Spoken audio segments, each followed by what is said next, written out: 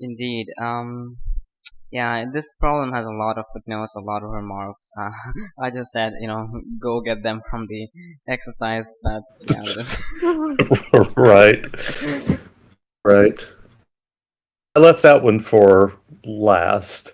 I Mm-hmm. was really debating whether to try writing it up or not, and I guess I did kind of a halfway job. Like I wrote more than a page of stuff on it, and still didn't prove like a page and a half. Crap, and I still didn't prove every step. Gross.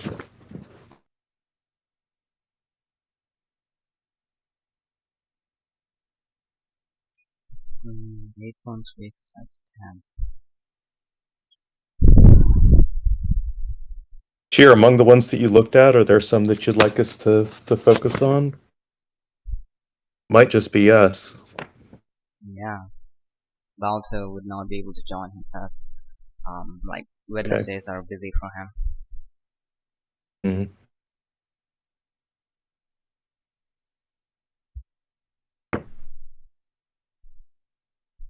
I mean, we're done with ring theory as of now, and we did do a pretty decent job. For the most part, did cover most of the things that we need. Um, yeah. I feel like I learned a lot, but I feel Mhm. like I've got a better idea how to do proofs using Maximal ideals and prime ideals and Mhm. good practice with Zorn's lemma. Yeah. I do feel like I'm going to want to do some work on polynomial rings, be Mhm. off on the side before I get to a TIA later on in the fall. Mhm. Yeah. Polynomial rings. We're going to see polynomials in Galois theory, but I don't think we'll use ring theory there. Um, So yeah, the Dummett has another chapter on polynomial rings, which is kind of too big to go through, but in the course. But yeah.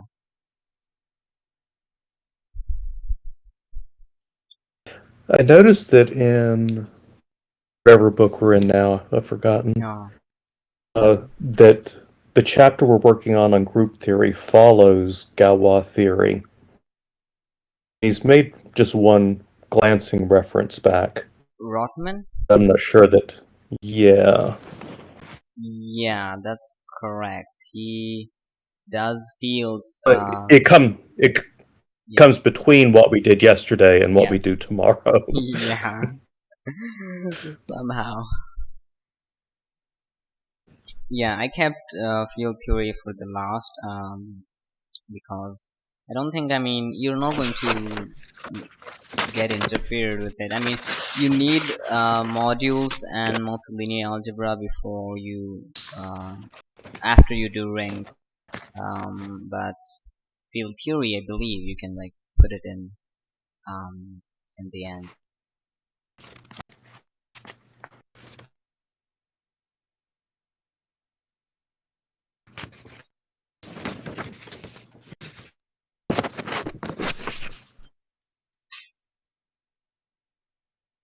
Ah, cheer, good. So if you made progress on 7, and I think that problem 10a gives like a nice concrete example of a local ring.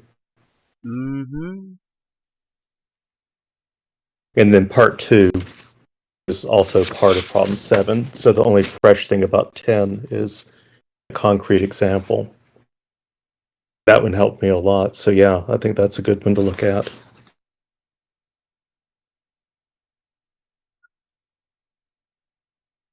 Didn't do 9 either, so Divya can talk all about that one.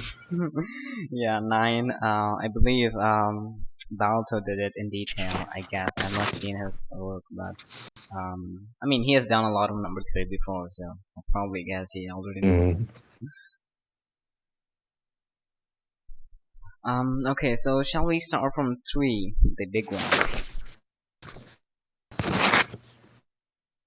Sure. Yeah. I'm going to mute myself so you can talk. So this is problem 3. A lot of words, but basically you have a norm, you have an integral domain. Now the ring is Euclidean with this with respect to this norm for any non-zero a and b. You have the Euclidean algorithm condition, and you weaken it a bit to include some other things, but it's not really that much of a big deal. The big deal is when using this weakening, you call it another domain. It's called the two-stage Euclidean domain. So the goal is, if you do this repeatedly, can you get to the generalization of a k-stage Euclidean domain? So yeah. Okay, let's see. Yeah, JP said he has written a lot of words on this, so let's see.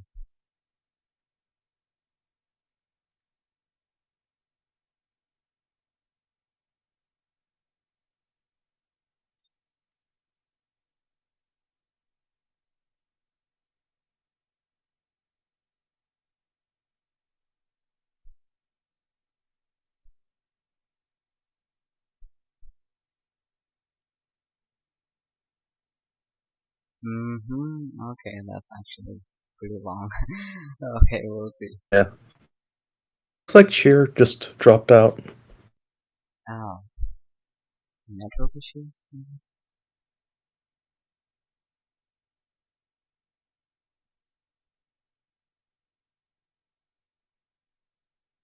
I never heard him speaking though, from the very beginning. No, he's just typing. Yeah. There he is. Oh yeah, you're back. Okay, so this is problem 3. Let's see what you do. So you have a chain of divisions. Okay. You start from -2, -1, r -2, r -1, r0, up until rn -2, which is written in terms of rn -1 and rn. Okay.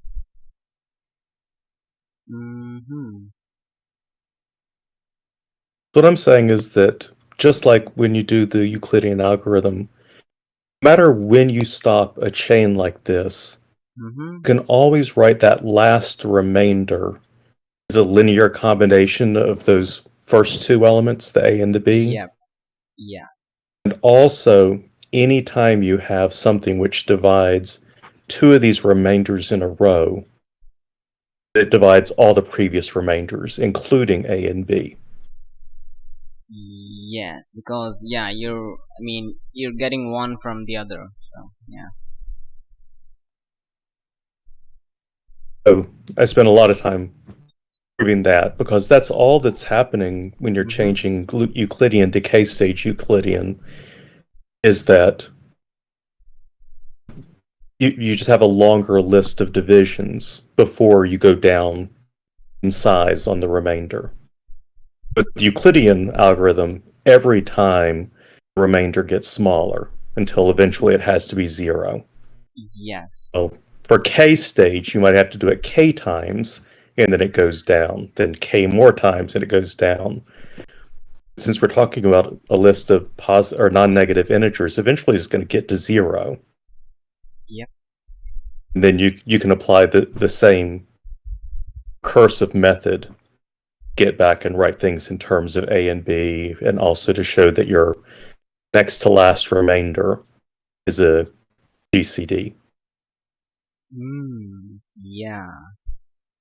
Yeah, the remainders are strictly decreasing. In the Euclidean, in a Euclidean domain. Yeah, in a Euclidean domain, because you can apply this way of having the chains and algorithm. Yeah. Right. So for K stage, it might be same size, same size, same size, same size, down. Okay, now I went down 1. Same, down. Well, eventually you're going to get to 0.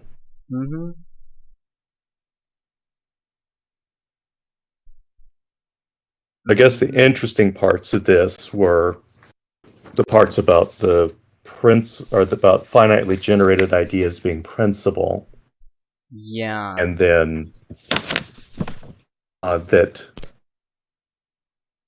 if you factor into a finite number of irreducibles, then that factorization is unique up to units, basically.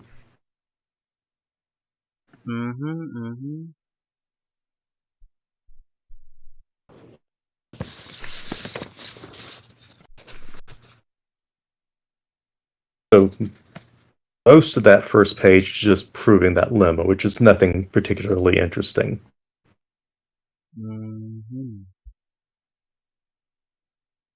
It's induction. Man, are we getting tired of induction proofs?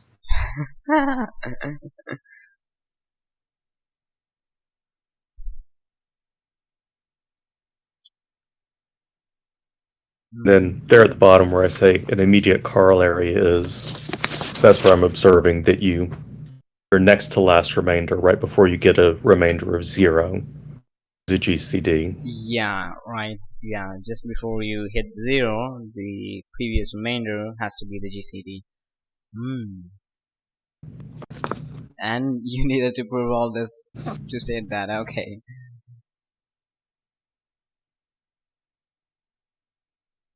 Probably something that everybody else just thought, well, this is obvious, but I mean, it's not bad, of course. It's amazing. I mean, I just wrote it down. Yeah.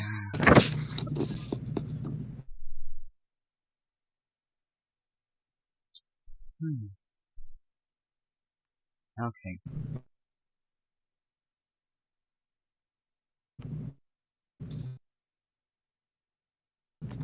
Yeah, so if there's anything else D prime that divides A and B, then you can yeah, D prime has to divide D, and D will be a GCD. Okay.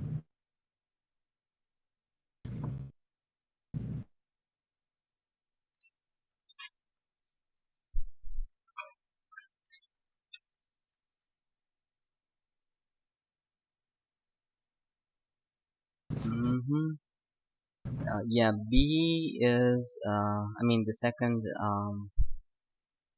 problem of 3 is that you have to prove that a two-stage Euclidean domain where like your factorization is a finite number of irreducibles in a UFD. So in a UFD, to show it's a UFD, you need to show two things. One is that everything can be written as a finite product of irreducibles. Yeah.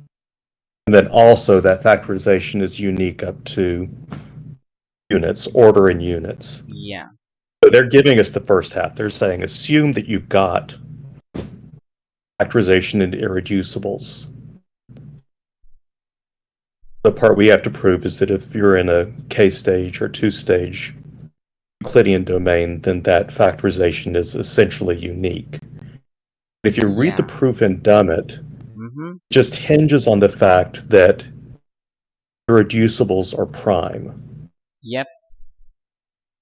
In any Euclidean, in any mine's gone blank. UFD. More basic than that. Fields. Commutative with 1 and no zero divisors. Integral domains. There you go. Any integral domain, primes are irreducible, but not necessarily the other way around. And to do the proof, the factorization is unique. We need that those irreducibles in the factorization are prime. So all I did in my proof is I showed that irreducibles are prime, and then just said read the rest of the proof and dumb it. So that's where I got lazy after a page and a half of writing stuff. Makes sense.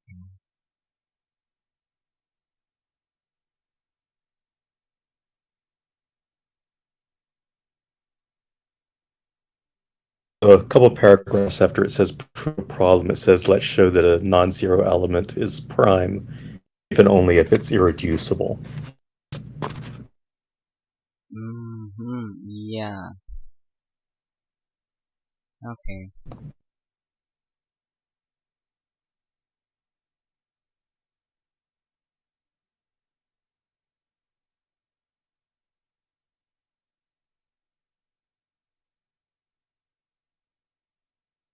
Okay. So you have a finitely generated ideal.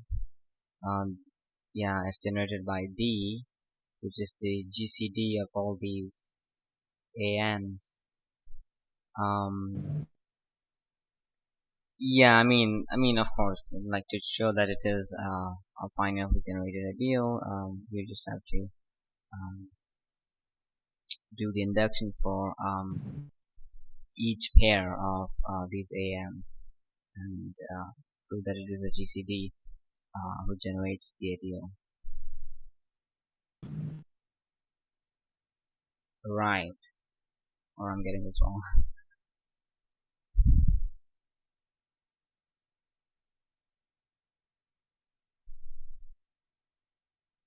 I mean, I never proved that in a k-stage whatever, a set of n elements has a GCD. I just showed that 2 elements have a GCD.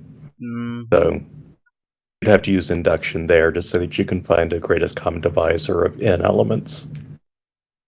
Greatest common divisor of n elements. Like if I've got A1 through AN, Yeah. it is possible to find a GCD of all of those. I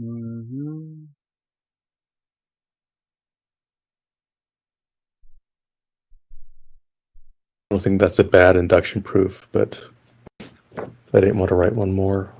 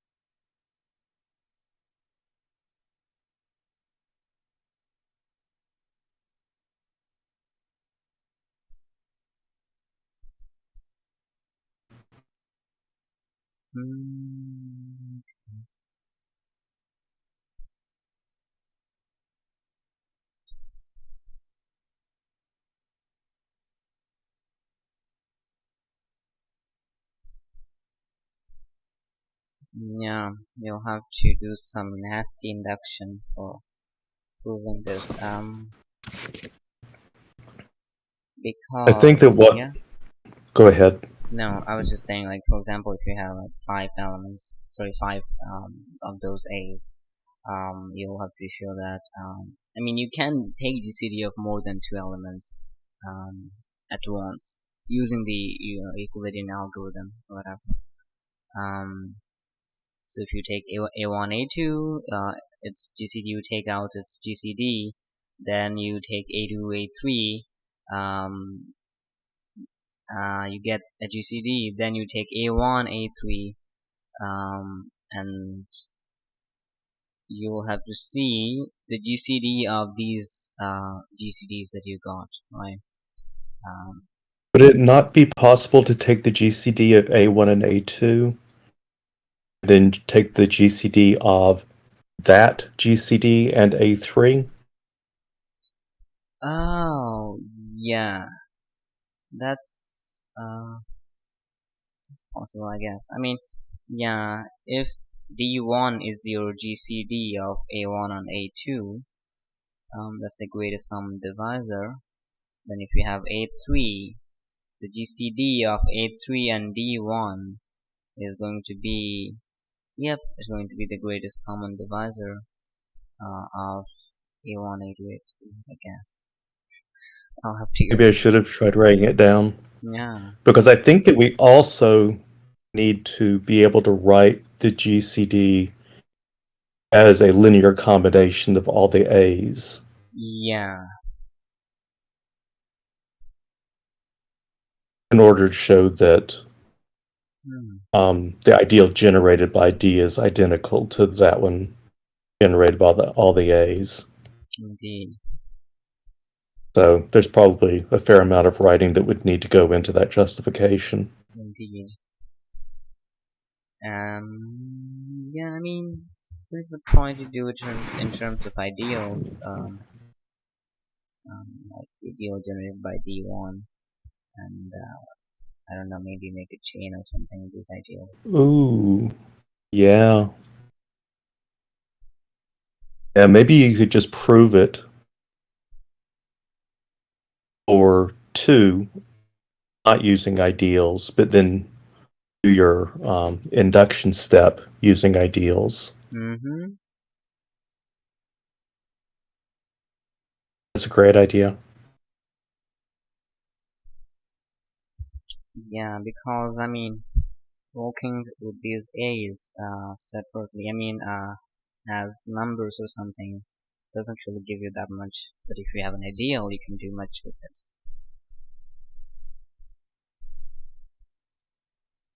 Yeah, so that will be an interesting thing. I mean, yeah, so you have to just show that this is indeed the GCD of all these, and A is the ideal generated by that. So, yeah. Moving ahead, we have to show that a non-zero element of k-stage Euclidean domain is prime if and only if it is an irreducible element. Sure, yeah. Okay. Prime elements are irreducible in any integral domain. Yep. So we need only show that irreducible elements are prime. Okay.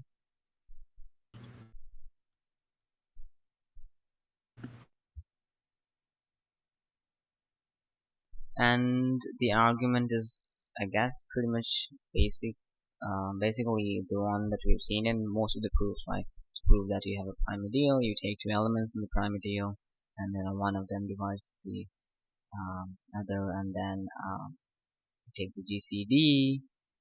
But yeah, here you just really have to write it in terms of the linear combination and play with it. But the idea, I believe, is the same.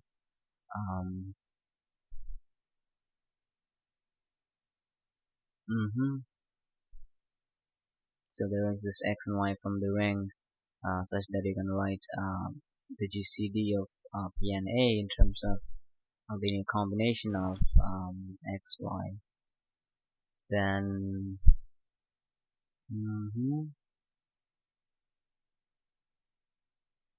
if I multiply this with b, okay. P divides the right hand side, yeah.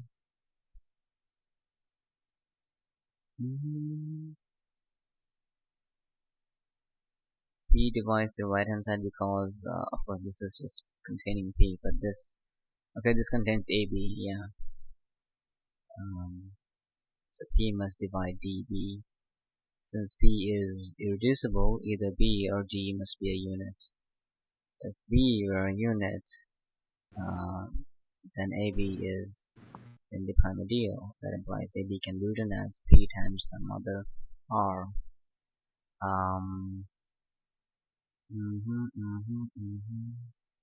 Then A can be written as P R B minus, so B inverse.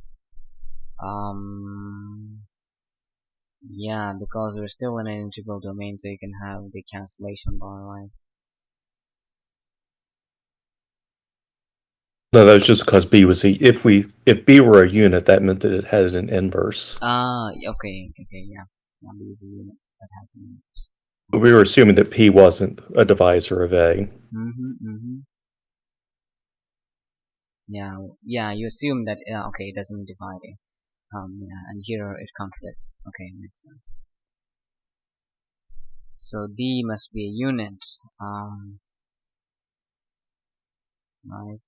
So B must be in the prime ideal. Showing B must be in the generated ideal by P, showing that it is prime. Okay, because you have the units. So Yeah. for P to be prime means if a product is in the prime ideal, then one of the factors has to be. Yeah. I showed that if A is not in the ideal, then B must be. Yeah. Yeah. Because P does not divide A, so it cannot be in the ideal. Yeah, makes sense.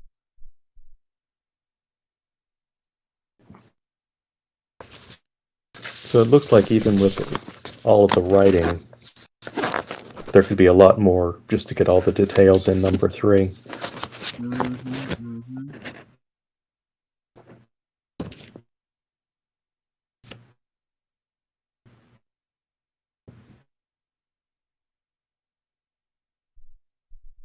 Yeah, I mean,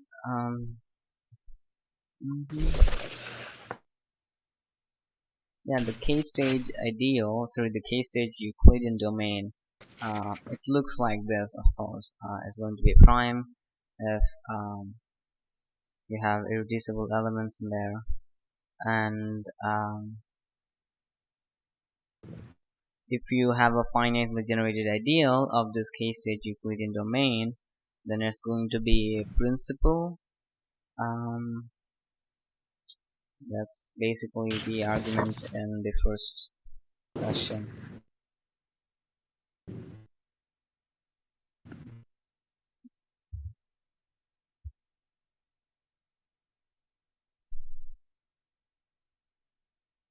Yeah, part B is kind of tricky.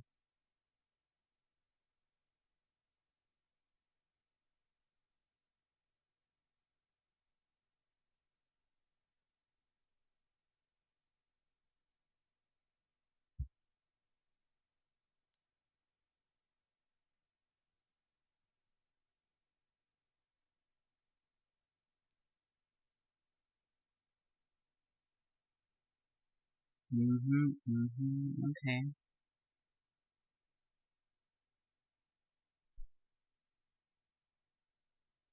Yeah, it's pretty good. Yeah,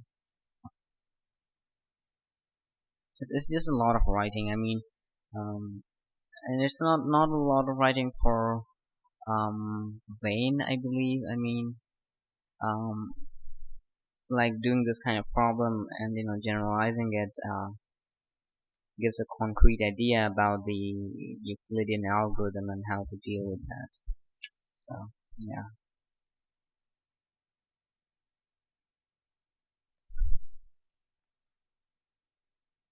Hmm.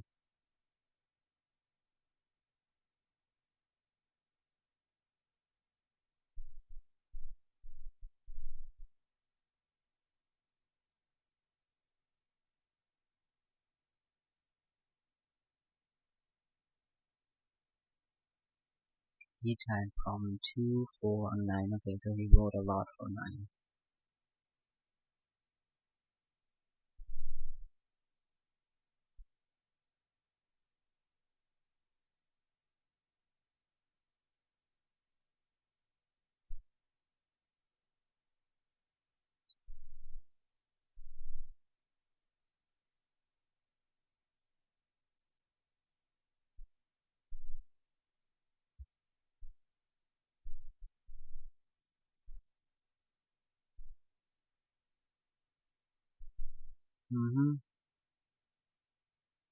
Okay, so before we hit to 9, which we'll get to and we'll have a lot to talk about, shall we go through the other big problem, kind of 8?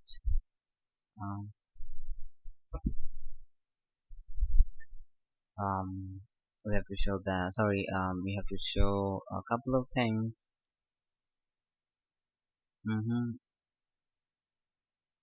you have an integral domain, and every prime in the integral domain is principal. Prime ideal is principal.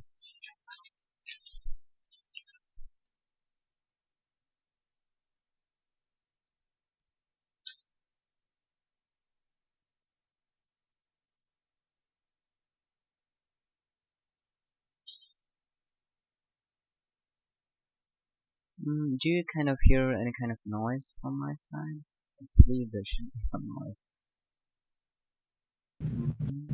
Something like crickets chirping. Ow.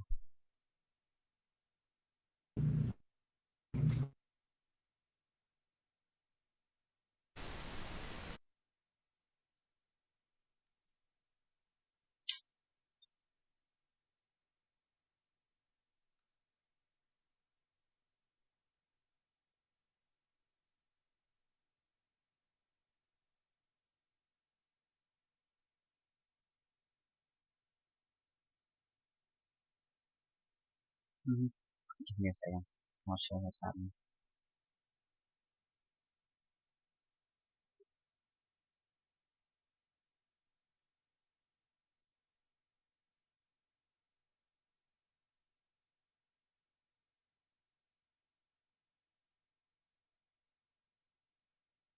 Hello. Hello. Hello.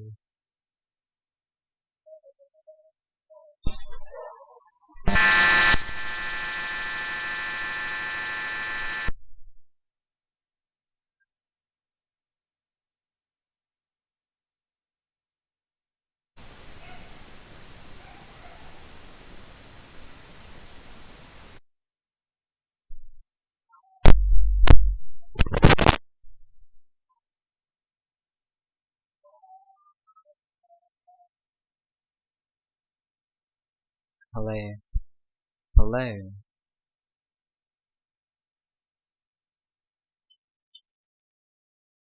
Hello.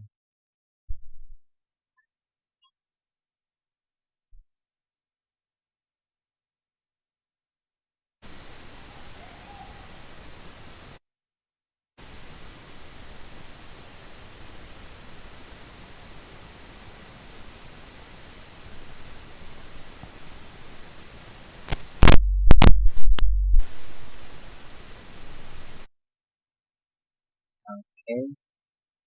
Okay. Hello. Hello. Hello.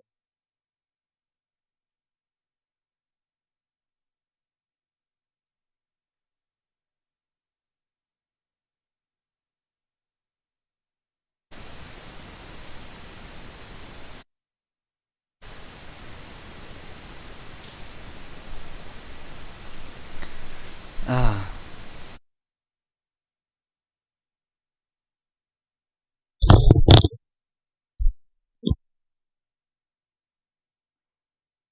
Okay. Okay.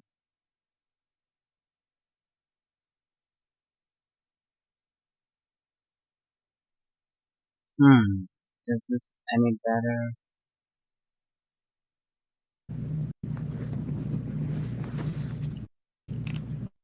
It's sounding clear to me. Okay. Yeah, I don't know what's happening, but let's talk about 8.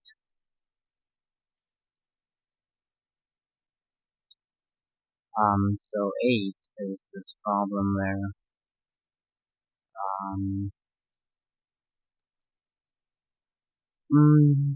yeah, so the first one is that we have to show the set of ideals of R that are not principal. I mean, it's actually a well-defined set. It's non-empty, and we have to prove that this set has a maximal ideal under inclusion, which is using Zone's lemma. Um, mhm. The part B is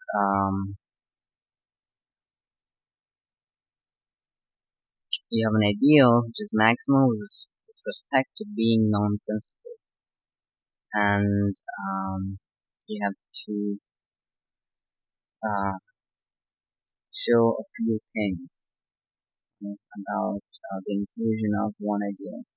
Some of these ideals that are generated by these alphas and betas. And part C mm-hmm,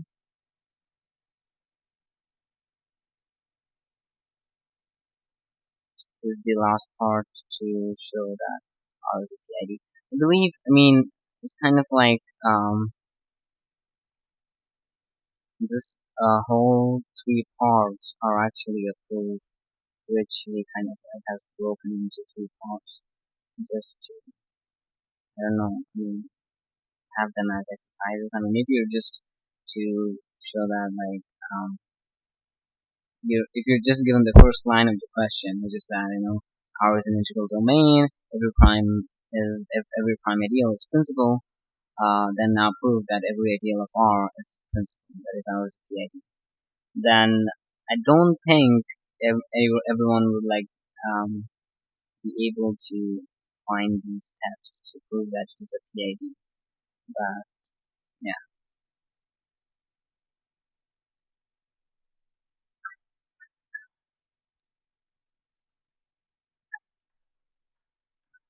So in that sense, this is a good exercise for how to approach these kind of problems, I guess.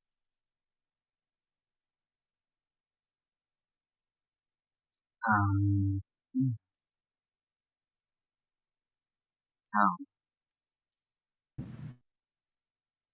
So I guess the big flow on this Mm-hmm. problem is you begin by assuming that there is some ideal which is not principal, Mm-hmm.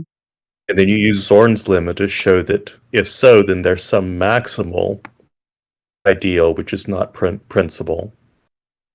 And then by going through all the rest of this argument, you show that that maximal ideal actually is principal after all. So that must mean that there wasn't any non-principal ideal to begin with.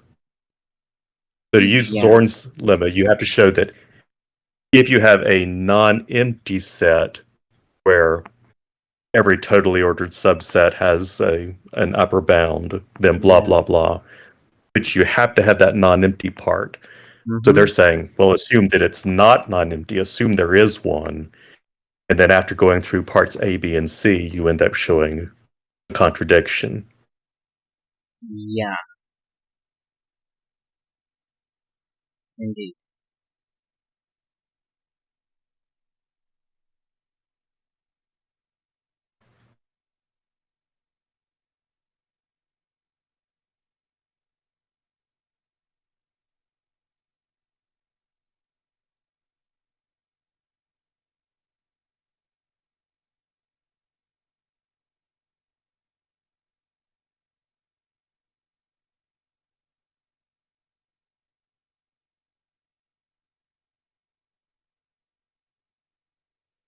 Okay, so let's go through this.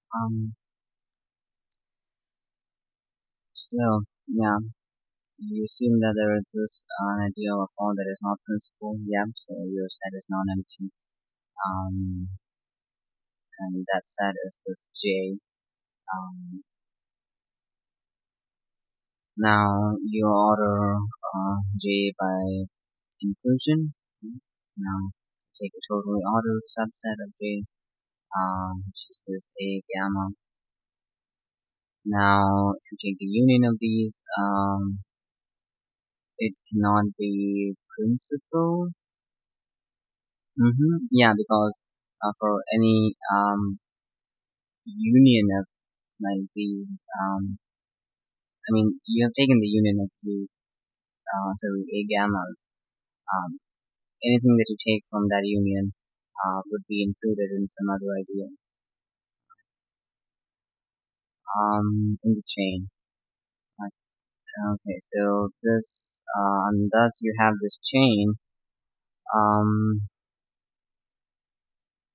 mhm, and whose upper bound uh, is this union. It wait, yeah.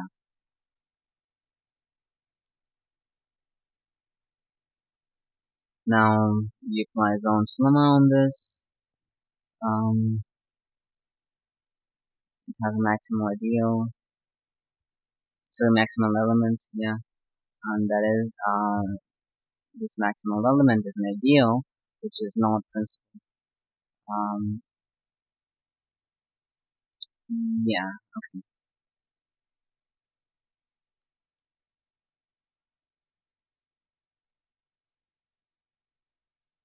I should have the word properly in there. Every ideal properly containing I must be principal.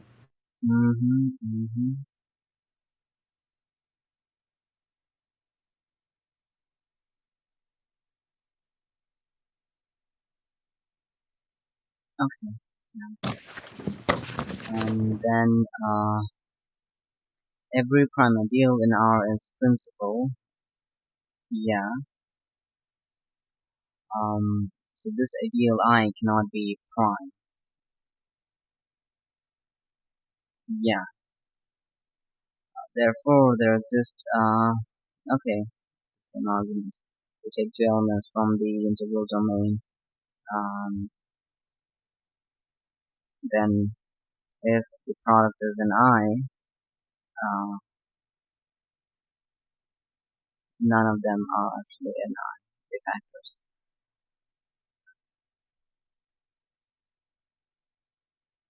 Now IA, as we defined, is just generated by the ideal I and the element A.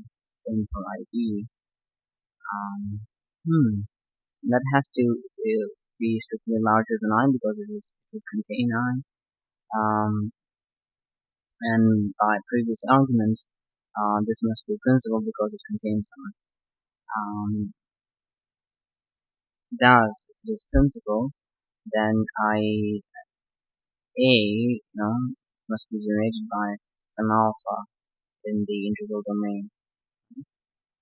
And this is the same for some beta as well.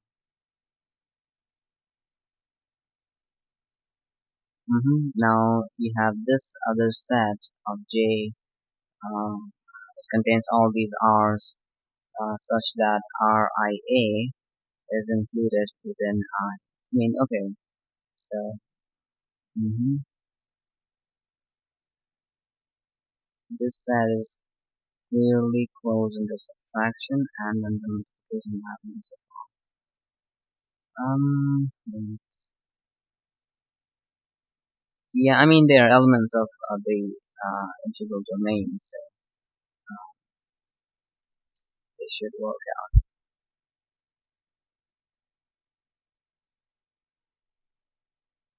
Wait.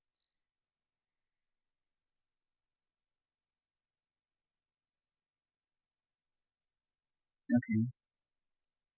Now you show that IB is included within J. Mm-hmm.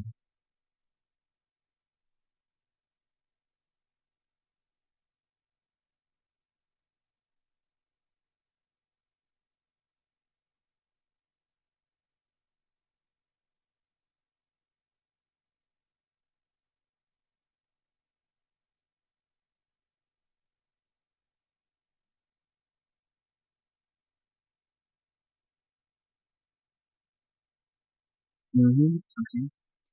So yeah, you're just taking two elements. Yeah, from IA and IB, X plus RB, and like let's say that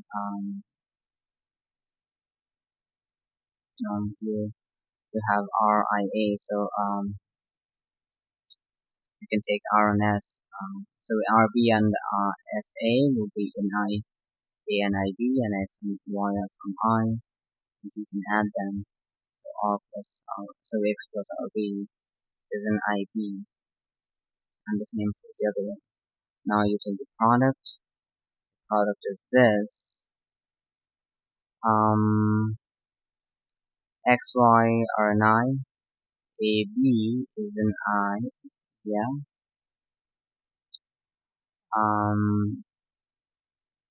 So Hmm. Yeah, so you have AX, YB, everything is in I, so all four terms, product are in I. Yeah, okay.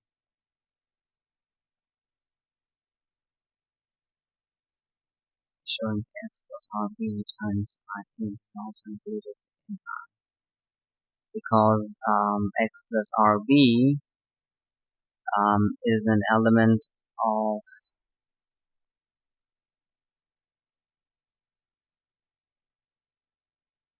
yeah, because A includes, so it is included, wait,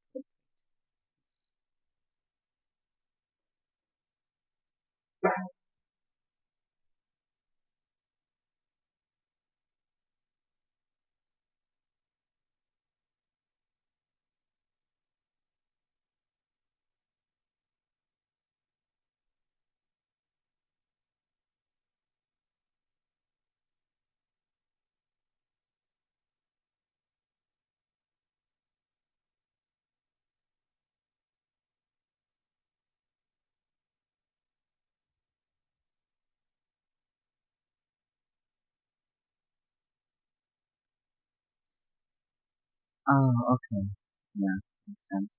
So you just like, when you multiply these two, you say that they are included in the ideal I, so you can just have some X plus RB of IB, and the whole of IA, and it's still going to be within I. Is it that straightforward though? Hmm.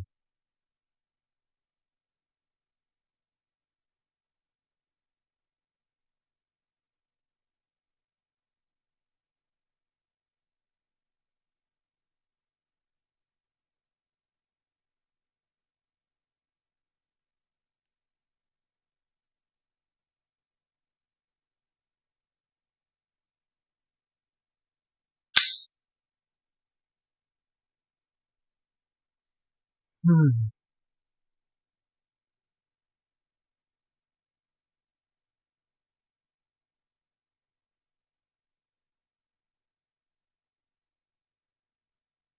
I'm not sure if I can follow. But I mean, IA is strictly larger than I. So, like, um, how is this included within I?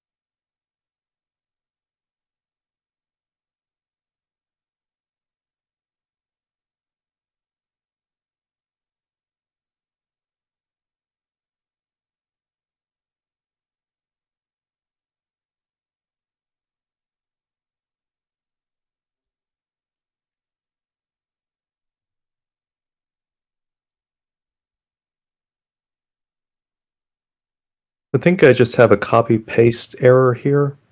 Mm-hmm. On that bottom line, I think I mean to say since I is strictly contained in I sub B, we have I is strictly contained in I sub B, which is contained in J. I think I mean to have just a period there. Okay. That part about and I sub AJ is equal to. But I think like, that was where I was mm-hmm. just Can you show? copying and pasting from the instructions. Ah. And I think I justify something like that on the next page. That's bad editing. Mm-hmm. So if we strike that part, are we good? Mm-hmm. At Mm-hmm. least to the next page?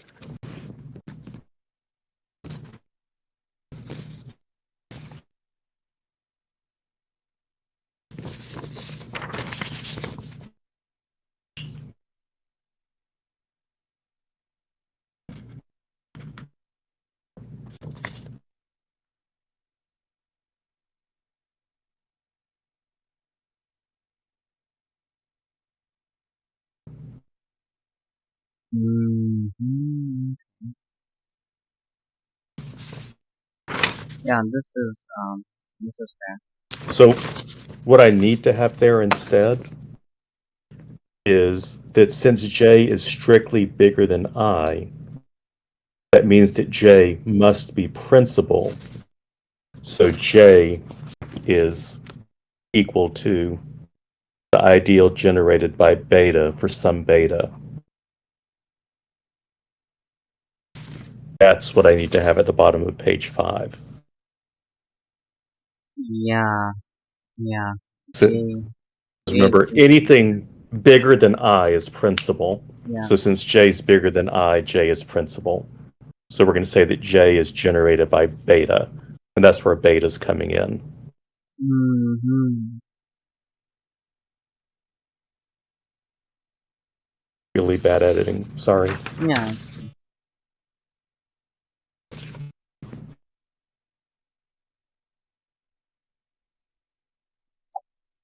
Hmm.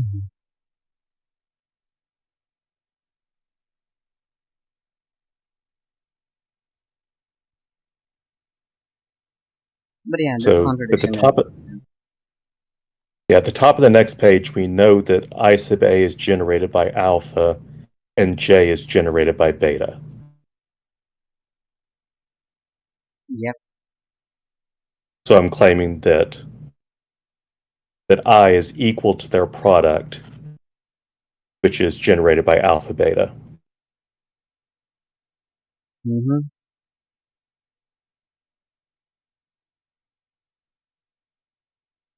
Yeah. So, and that means your I is generated by two ideals. So the product of two ideals, and that is not possible for a non-principal ideal.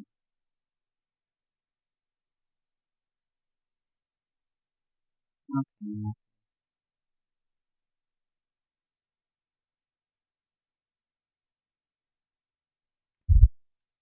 Yeah, this is cool.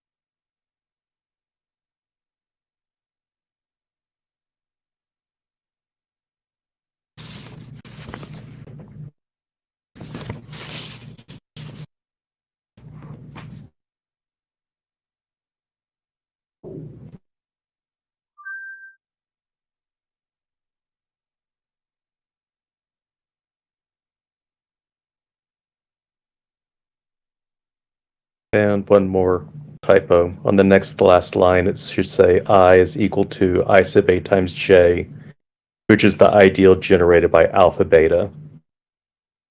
That's the same as that product, but Mm-hmm. what I mean to Mm-hmm. say Yeah. is it's generated by alpha beta, therefore I is principal. And that's our contradiction. Mm-hmm.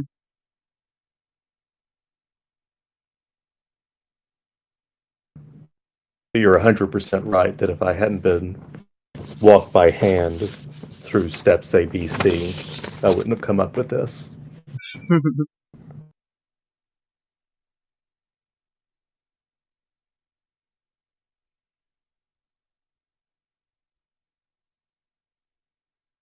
Okay, so that was problem 8. What else?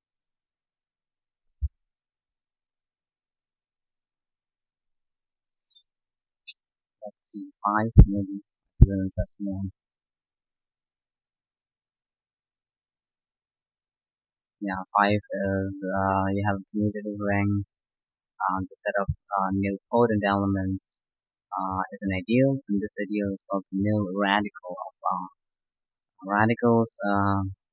Damit in his exercises introduces the Jacobson radical and the nil radical, and there's some exercise about that. This is from a Luffy, I believe. Yeah. And the optional part of the question is just a well-known theorem from Curve about the fact that the no radical contains all the intersection of prime ideals of the ring. So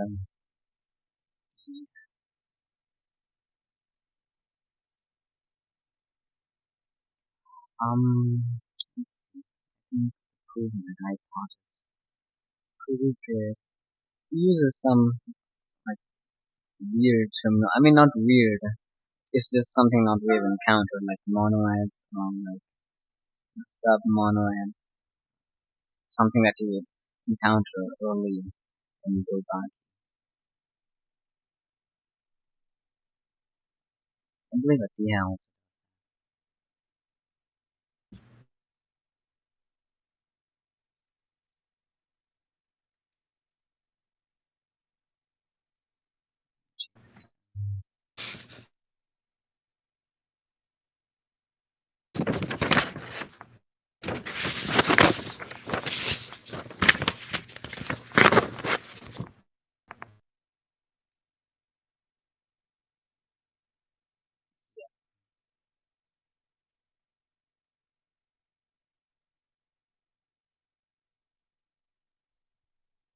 You have the no radical, and there's something else, n prime, which is the intersection of all the prime ideals of R. Then you take some z from the nil radical n, then z to the a. So you take some z from the nil radical, then z to the n gives you the 0 for some integer n,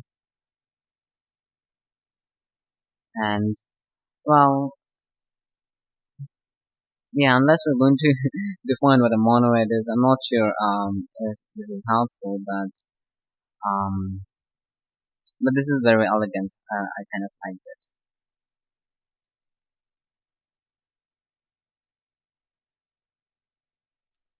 But idea, let's see. I didn't. I know that like idea does it, but I didn't go through it. Yeah, this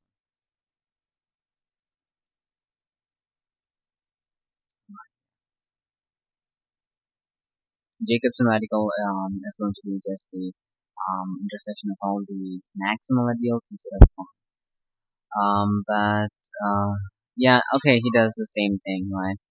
F to the n, that was z to the n, but f to the n is equal to 0 for some some p as a prime ideal.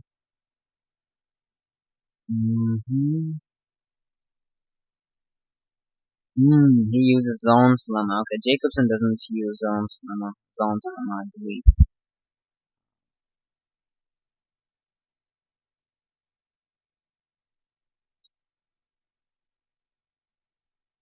So if you have the set of ideals of set of ideals A with this property, that for a positive n, f to the n is never in the ideal. Now, of course, the set of ideals is not empty because the zero ideal is always going to be there. Then you again partially order the set within the inclusion of ideals, then apply Zone's lemma to a totally ordered subset, take the union, blah blah blah, just what we talked about right now. Then you get a maximal element. Now the goal is to show that this maximal element is a prime ideal. Now you should do that by taking two elements that are not in the prime ideal. Then you generate the ideals from x and y. Then you add that with the prime ideal, with this ideal p.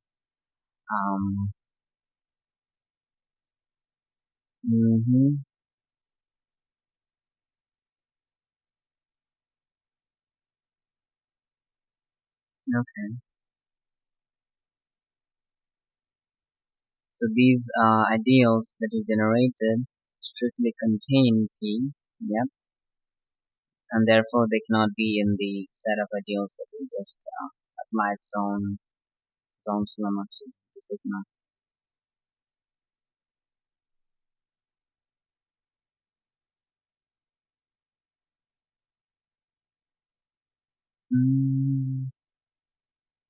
Okay. Now you have some M and N. Such. What are you doing? Sorry?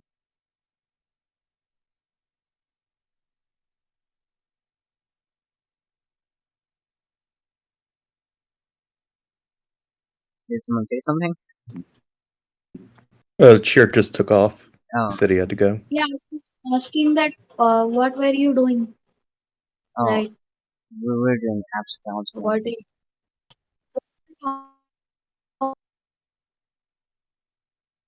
Can't hear you.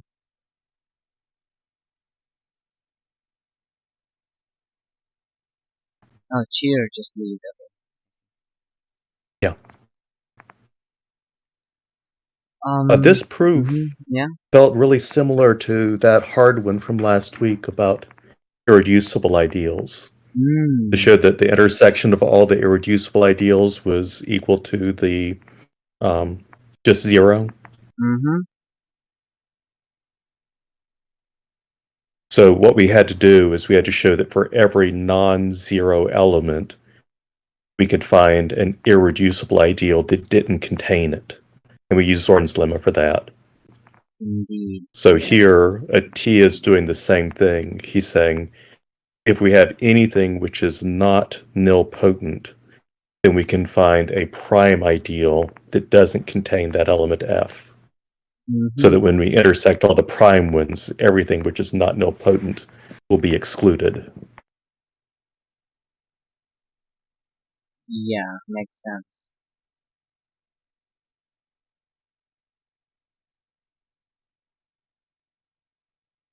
If I keep seeing enough arguments like this, I might actually get the ideas down. This is good stuff. Yeah, indeed. That's why I included this. Maybe it was just you who will try this out.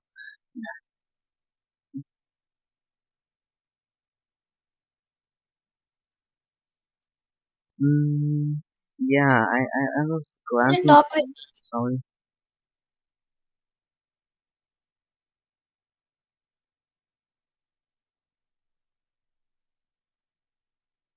If you have to say something, you can use the chalkboard. I believe you can access maybe. Yeah.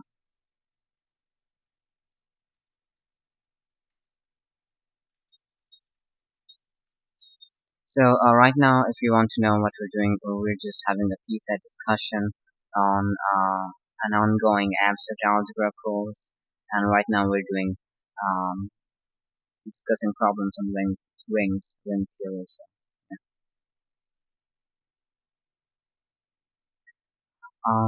yeah. So I was saying that I was glancing through Jacobson, and Jacobson's volume 2 is pretty good for this commutative stuff. He has this chapter, and this chapter that I was just showing you was this commutative ideal theory. Yeah. I don't know. I mean, I kind of like the way he writes. Yeah. Oh, sorry. Just one thing I'm observing is that it's saying Noetherian rings, and I think that those are rings that have a built-in quality which lets you avoid Zorn's lemma. So it could be that the reason he gets to not use Zorn's lemma in his proof is because he's in a Noetherian ring. But I'm not positive about that. That's a hunch. Wait. Yeah, he's talking about Noetherian rings for sure. But he gets there quite late, I believe.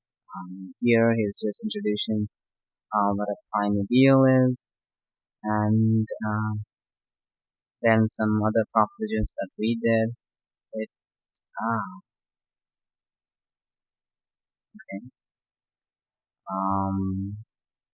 No, I didn't get to see Zone's lemma in any of them.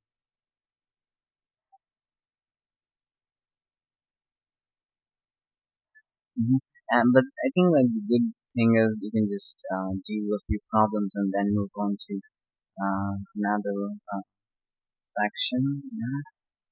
And the problems are pretty hard, as you would expect. So,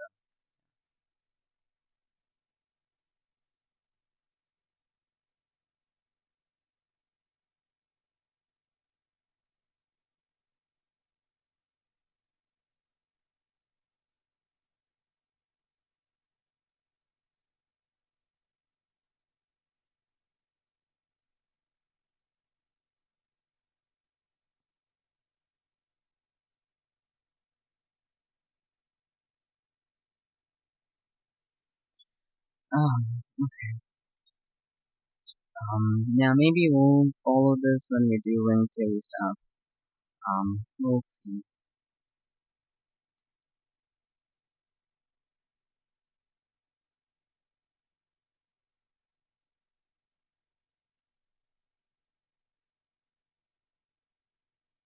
He talks about homological algebra quite a lot. I think there was this exercise, like, he has just one problem, and that is the snake lemma. um, which he asks to prove. I don't think he gives like much context beforehand, like not a lot of propositions which can help. But of course, I don't know anything about snake lemma, so. But it's interesting.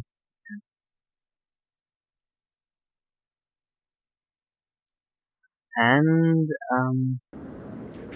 you were talking about the Burnside Serum. Do you know anything about it? I kind of saw it in the representation theory chapter. Oh, really? Yeah. Yes, this section on the Burnside's PWH, whatever theorem. I was, to be honest, skimming ahead to see if it was something that I really needed to know, or whether it was just like setting us up for all those flag examples, like how many flags are there with blah blah blah. Yeah. And I was kind of hoping that it was just to set up the flag stuff, and I couldn't see anywhere else that we were heading that was actually going to use it. So I tried to read and understand that, but then I didn't read any of the flag examples. I know about the Frobenius groups. I have heard of them come up in Galois theory, maybe, and other things. But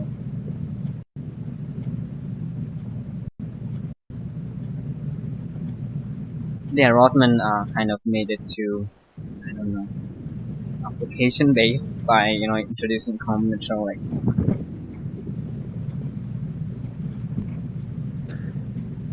Yeah, I'm guessing that early in the book he invested a lot of time with permutation groups.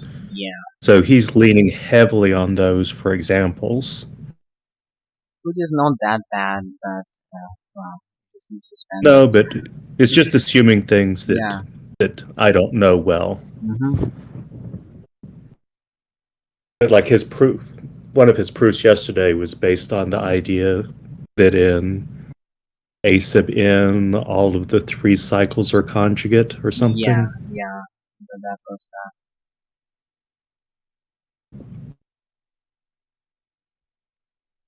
And that probably means something very concrete if you've gone through the earlier sections, because you probably had the experience given 2-3 cycles of showing that they're conjugate, like concretely. Yeah. There he kind of like, I mean, I felt like he's repeating the same argument in just different context. Well, I mean, every author's got their thing. Martin has matrices. I mean, his first chapter's all on matrix algebra, and then he keeps going back to that. Indeed. And wow. Let's see. So I'm interested in that Mobius function thing, and would like to read what Balto has, but I think would have to go through it line by line. So, I mean, we've got plenty of time if you want to do that. Yeah. But if you post it, I'd also be happy to just kind of go through it slowly on my own because it looks good. Indeed. But it looks like something I'm going to need to write down the steps, spend time with. Because, like I say, the proof that I read in that number theory book was great, but I didn't give me a lot of intuition. And I also don't know why we care about the inversion theorems. Can you tell me why that's fun? Why we like those? It's fun because that's one of the things you can do with this function. So, this Mobius function, I believe, is kind of important in some parts of analytic number theory. I haven't seen like too much of it, but you know, it's like one of those functions like that I had other example. The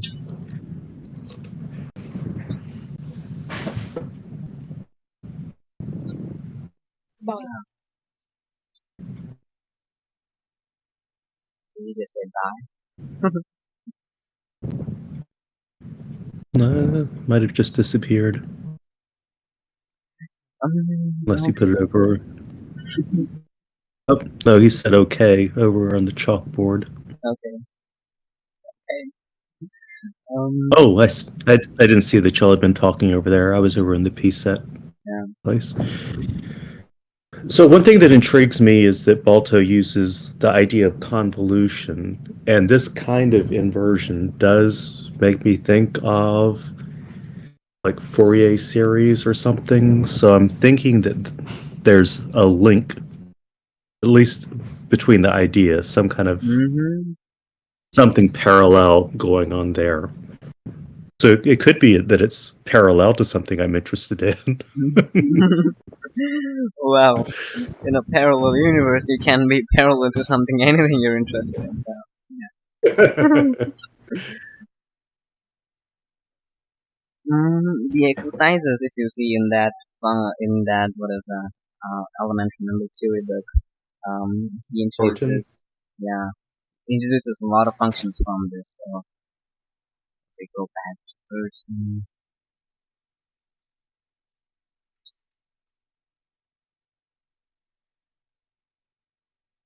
This book is not really a bad book. It's a good book if you're trying to learn number theory and can deal with the proofs. So,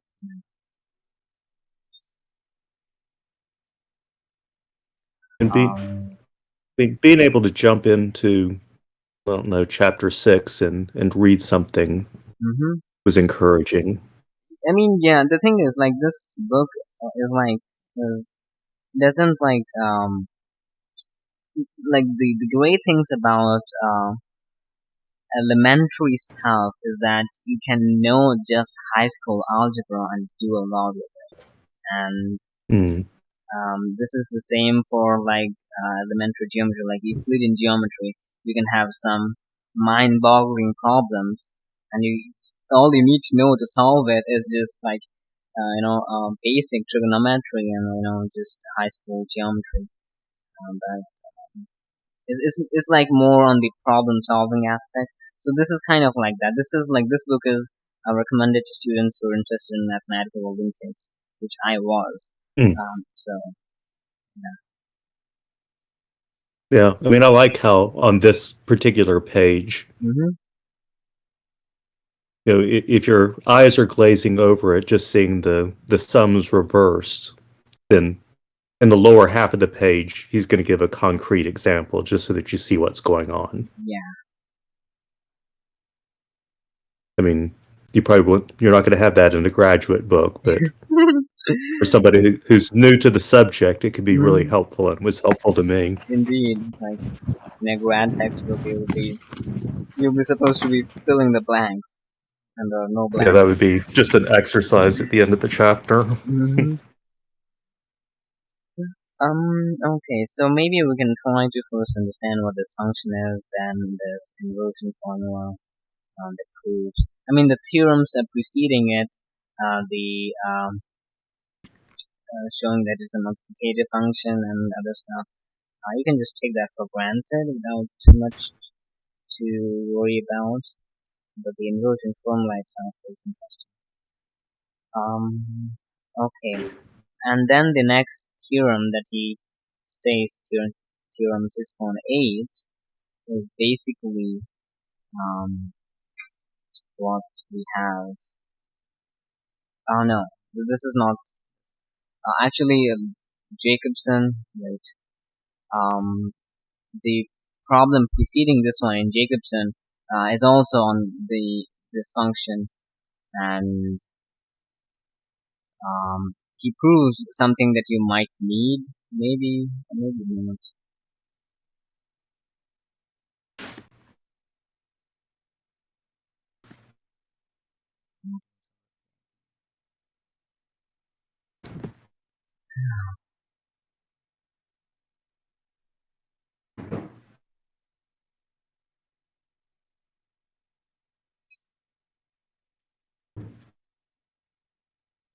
Yeah, so he does.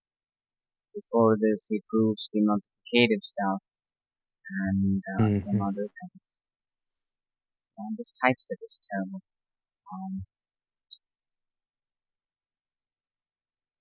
Yeah, the proof in Burton definitely uses the fact that mu is multiplicative. Yeah. So,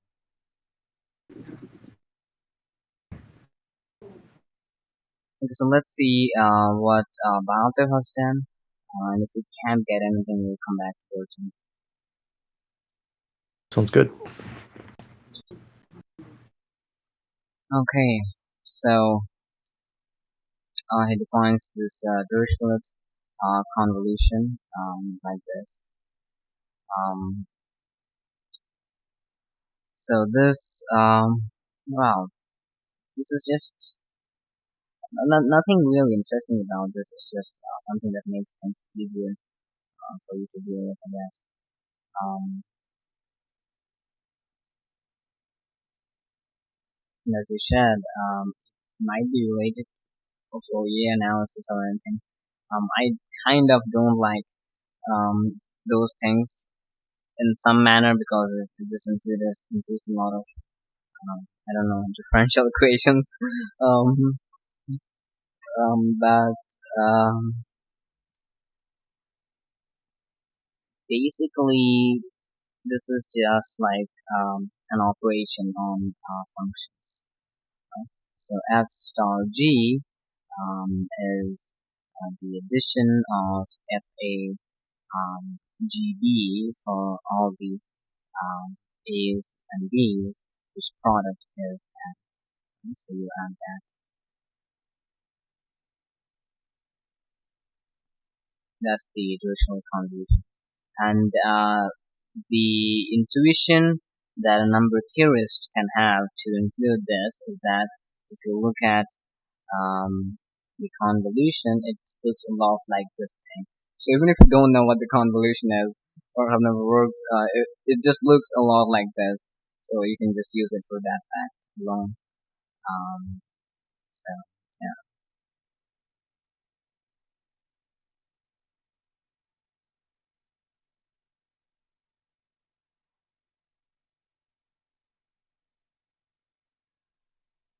And okay, so he considers these things. The constant function is the one that gives you the gives you one all the time. Then the delta function, which equals 1 whenever n is equal to 1, or it's 0. Have you seen this delta function before? I guess I did. I mean, it's kind of looking like a Dirichlet delta function, only it's Yeah. it detects 1. Mm-hmm. Um,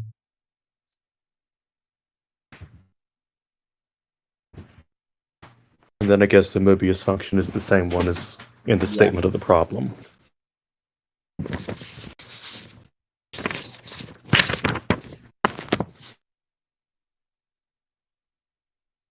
Well, I guess it wasn't in the statement of the problem, it was in the text. So it basically counts the number of distinct primes in numbers which are square free. Yeah. So if it contains a perfect square, then it's 0. Otherwise, it gives you the parity of the primes. Yeah. The parity of the number of the primes. And I guess we've seen examples where we care whether something's square free or not. So Yeah. again, that's making me think that somebody might be interested in that. Yeah. Indeed.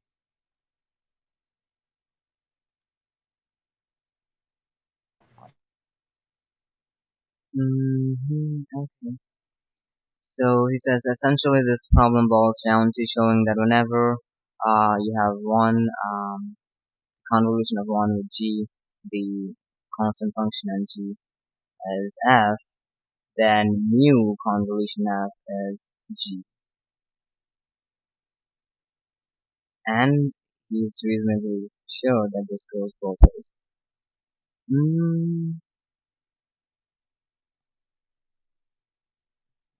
I think I'll work this out.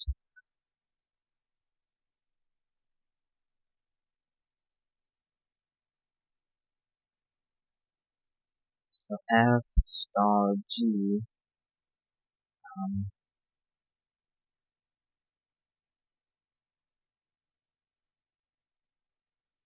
by the way, do you see how this convolution can be written in terms of this?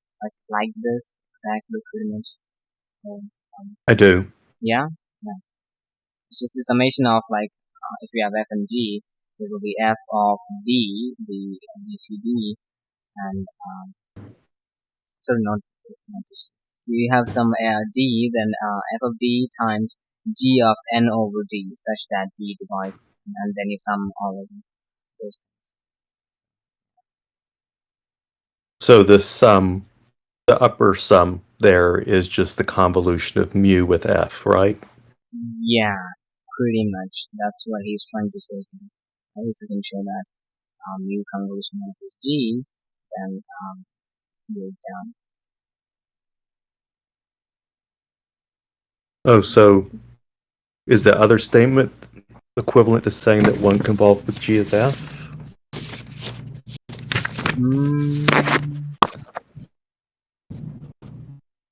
No, the thing is, this, we're to prove that if this is true, then this is true, right? And if this is true, Okay. this is just restating this. One convolution Okay. g is f, right? You see that? I do now. Yeah.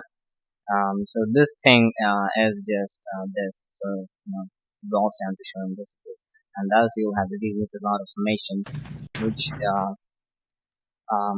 burn out of. All right. Look at me. I'm caught up to that line.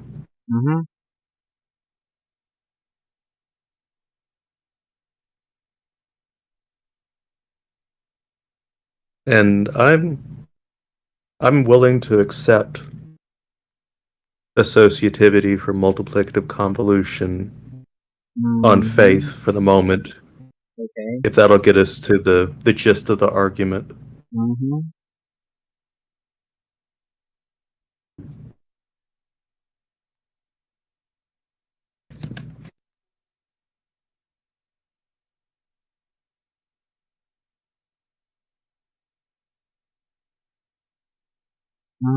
He uses this delta as well.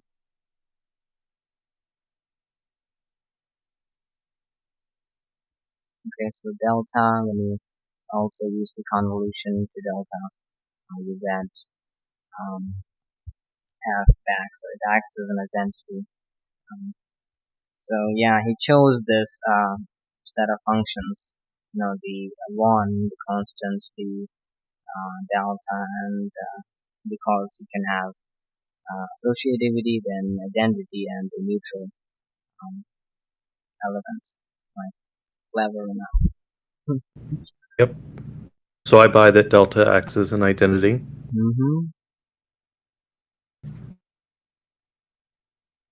then you try to have the convolution of 1 mu, the Mobius function. You expand this, and oh, there's nothing actually, just the 1 just disappears, so you're left with summation over mu.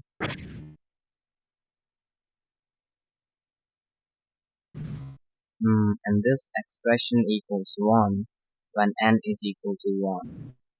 Yeah, for n greater than or equal to 2, we need to consider the different divisors. Yeah. Now, if you have this prime factorization of n in terms of p1, p2 up until ps, with the exponents a1, a2 until as, now any divisor d of n will have the same form, right? Same form. Yeah, I mean, if you reduce it to primes, it's going to have the same number of primes, right? Exactly the same primes if it divides. Or wait.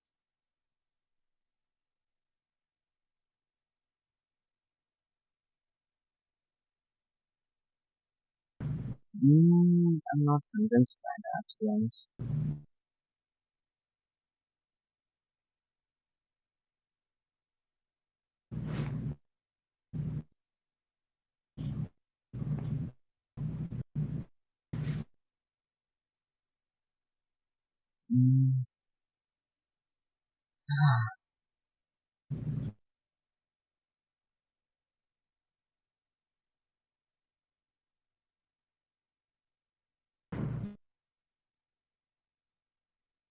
Okay, I guess I agree. I mean, yeah, if you take two numbers, one divides the other to do the prime factorization, then what differs is the exponents of the primes, not the primes themselves. If your n is greater than or equal to 2. Yeah, okay.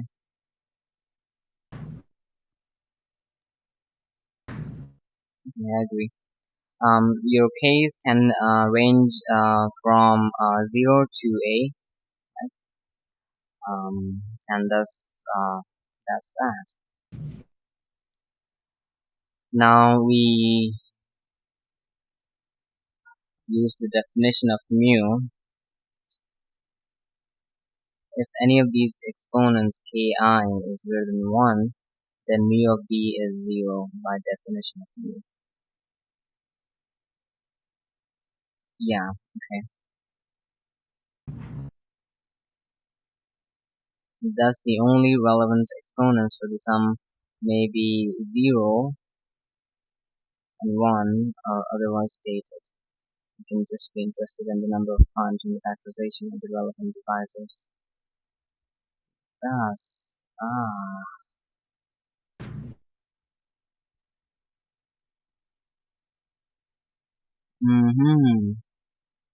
you have this expansion which looks like binomial expansion, but it's, yeah, okay. It's the binomial expansion of 1 minus 1 to the power s, and that is 0. So the convolution is 1 if n is equal to 1, which is trivial, but in all other cases it's 0.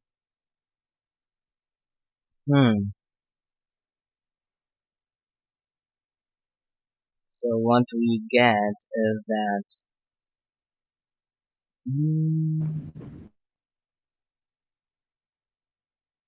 wait. Okay, so that is equal to, like, if at every other case this convolution is equal to the delta function, right? Because delta is equal to 0 in all other cases as well. So now you just play with the symbols. 1 star g is f, that implies mu star 1 star g is mu star f, that's convolution of mu and f. and that implies mu star 1 because you have associativity star G is equal to mu star F. That implies delta star G is equal to mu star F. Right? Because delta acts also as an identity. And that implies G is equal to mu star F. Because delta convolution G is going to give you G. Wow, this is I a believe it. It's yeah, very slick. yeah, pretty good indeed. No, I like it very much. Yeah, it's very clean, not a lot of junk, just clean arguments.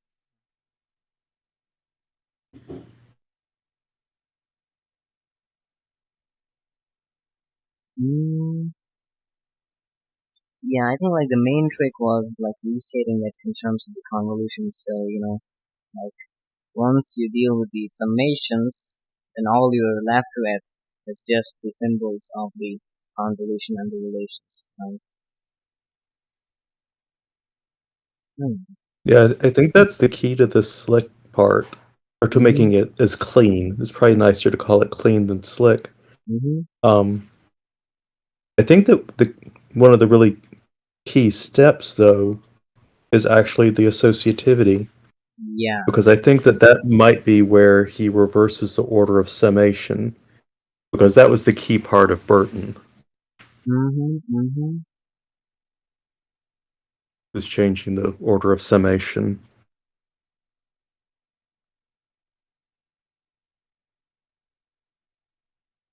Basically showing no matter which order you put this in, you can write it as a single sum, is what he did here.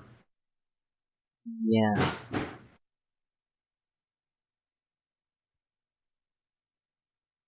Yeah, I believe, I mean, I think, he just, and the associativity of convolution is something you do not encounter here, but before, I mean, the fact that he used convolution and, trying to make it associative, not the function itself, is what's kind of important. Because if you try to do this without the convolution, it will not be this clean.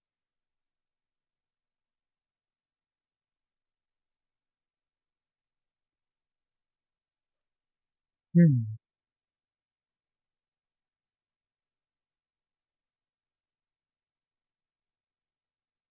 Mm-hmm. Yeah, Burton is Yeah, also good. He gives example of how the equations turn around the summations.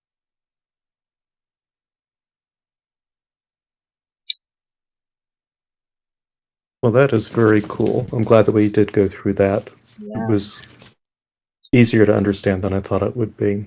Mm-hmm. These sigmas remind me of tensors. The tensors, yeah. The invisible sigmas of summation. Well, that was another good problem set. Yeah. I don't think it had quite a standout like last time, but I think that my favorite was the one that was similar to that one from last time. Mm-hmm. The one about the nil radical being the intersection of prime ideals. Yep. And I'll go ahead and say that 3 was my least favorite. Gross. Yeah. This is going good. I mean, I didn't expect like we'll be able to cover such stuff with without being messed up. I kind of thought really that by the time we're into P set 3, we'll be messed up enough that we will not be able to continue. But we're going to, and the fact that we're doing problems from different books and just different approaches, that's quite enriching. Something I don't know about everybody who's participating is whether in the upcoming part where we're doing like the CELO theorems, whether some purely computational things might be interesting. Yeah.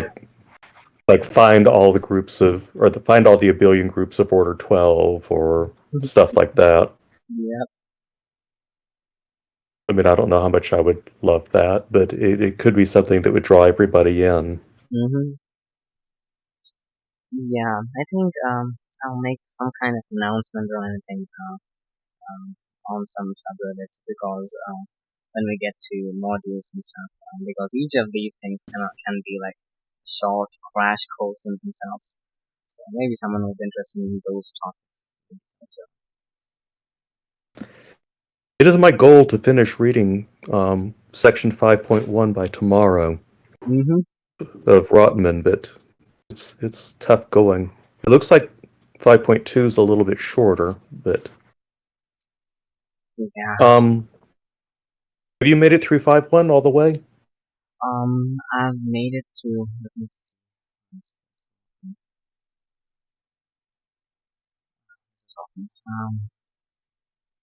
We go on. Oh no, second chapter. I'm trying to go to the basis theorem, because, well, the fundamental theorem, I believe, is important, and you need to go through that. But I mean, the thing is, Rothman just like talks a lot before he gets to things. So yeah.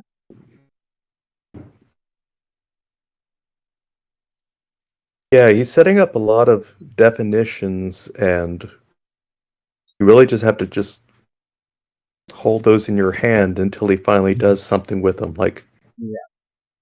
Which is I'm not around where he's talking about pure subgroups. It's like, okay, so I understand the definition, but he's given me no reason to care about those. It's like, when are we going to use pure subgroups? Wow. It feels like a lot of these definitions are very local. Like, you don't need to care about pure subgroups for very long, but I'm going to use them in this section. So just hang on. We're going to use it. Yeah. Yeah, I mean, I'm counting the numbers. There are 32 numbered items in this section, and I'm around 14. That's good. I hope I'll go through all of them. But the other thing I'm debating is just to look to see whether maybe I could find a lecture like, what's that guy's name? Gross. The guy from Harvard. Gross. Yeah, to see whether maybe he just has a lecture on this, and maybe if I watch the lecture first, then it'd make the reading easier. Benedict Gross follows Artin. So yeah. Artin, wait. Artin's around. Does he?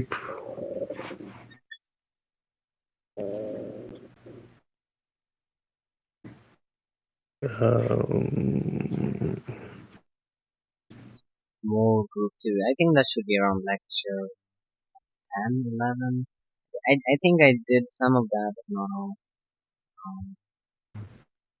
I see him talking about group actions and the CELO theorems around lecture 20. 20? Wow.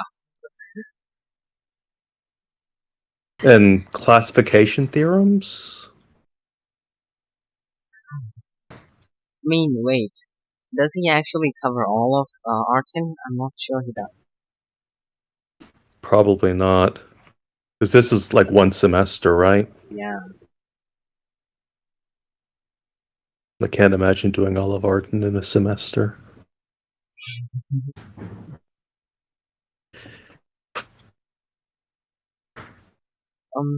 There are not that many good lectures on YouTube. But I believe the ICTP has some lectures. ICTM. So yeah, wait, you have the international. I've flipped around in there, but I've Mhm. never sat down and watched any of the lectures.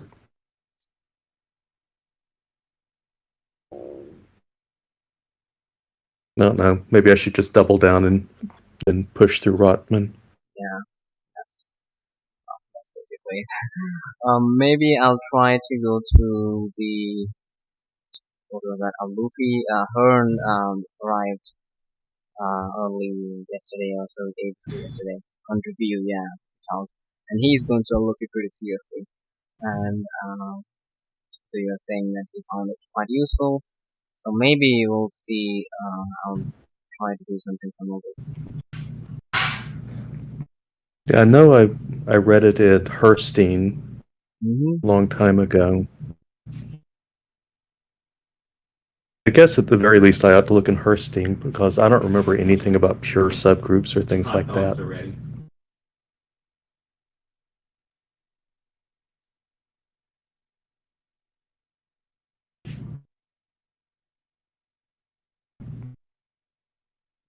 Not as able to talk about anything pure about subgroups.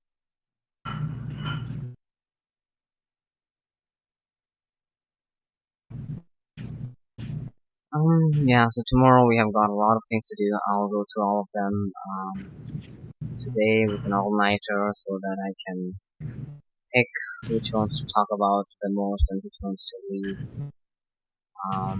Because we'll have to leave a lot if we're to complete within 2 hours, so anywhere around that time. Well, you're doing a great job. I really appreciate it. Mhm. I'm not sure, like the other Rothman book on Introduction to Group Theory, does he talk about these pure subgroups?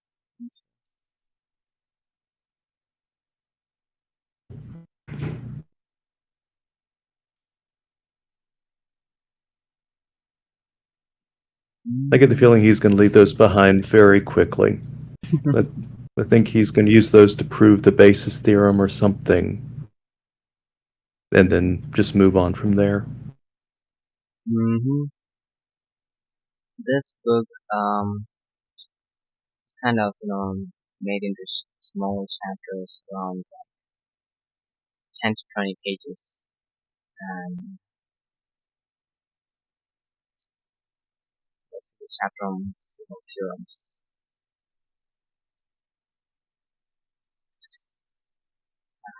Do you think that's a more advanced book than this one, or? It's a more structured book in some sense. The first chapter I went through, but it's advanced because it covers a lot. It talks about like group homology. I've never heard homology in group theory, so I don't know. Yeah. P groups, okay, as an order of power P. Well, we've been talking about those a lot. If G is a finite abelian group whose order is divisible by prime P, then G contains an element part of P. So this is something we've seen. And here too, he has a habit of referring to exercises. So That's great if you're reading the book linearly. yeah, Cauchy theorem. Okay, well, this is the same, pretty much. Yep. Look at that. 2 books for the price of 1. Or 1 book for the price of 2. Yeah. That's the same thing you were doing yesterday. He has a rundown. Oops. I don't remember that one. I mean, I don't think I've heard these kind of. He kind of has this habit of like introducing obscure things from nowhere and using them.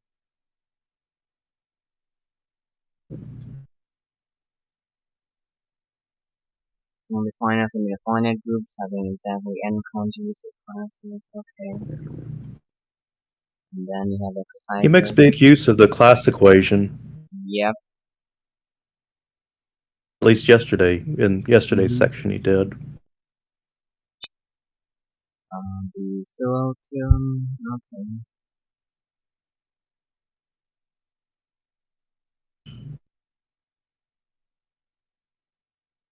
All right. It looks like I got my homework for tonight. Making my sense of 5.1. Yeah, me too. I'll have to go to that.